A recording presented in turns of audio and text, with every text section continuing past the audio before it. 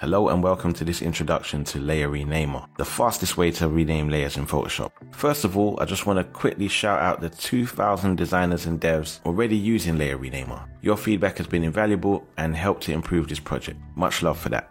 Right now I'm going to quickly demo the features in the latest version as there isn't really a user manual for this. So without further ado, let's go. Removing file extensions. Select the layers you want to rename and hit Remove File Extensions. Works for PNGs, JPEGs, GIFs, and TIFFs. Remove from layer. To remove a string of characters, select the layers you want to edit. Type in a string of characters you want to target and hit Remove.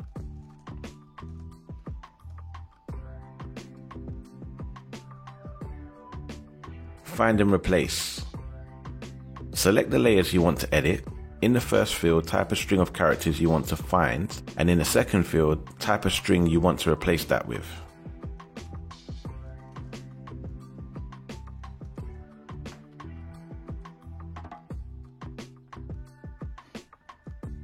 Add to layer.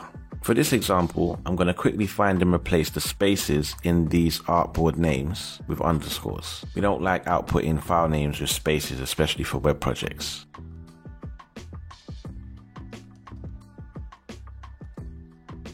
To add to layer, select the layers you want to edit. Text in the first field will be placed at the start of the existing layer name. Text in the second field will be put after the existing layer name. You can use one or the other or both. Sequencing. In this example, we have a walk cycle for a dog. We can create an image sequence by using a preset, in this case I'll call it dog, and rename all layers.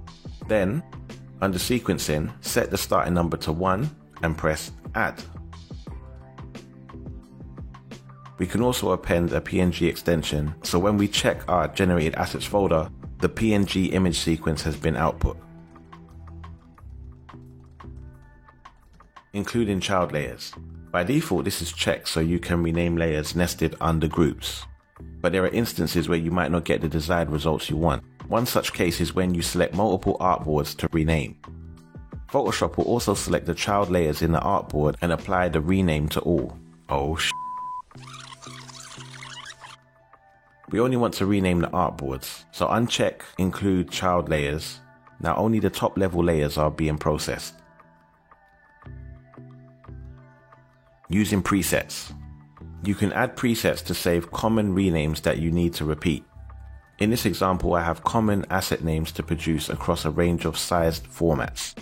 Setting a prefix here helps you avoid conflicting output names when using Generate Assets.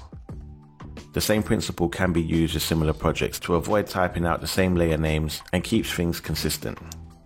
Deleting presets. To delete a preset, check Edit Presets and then click on the preset button to remove it.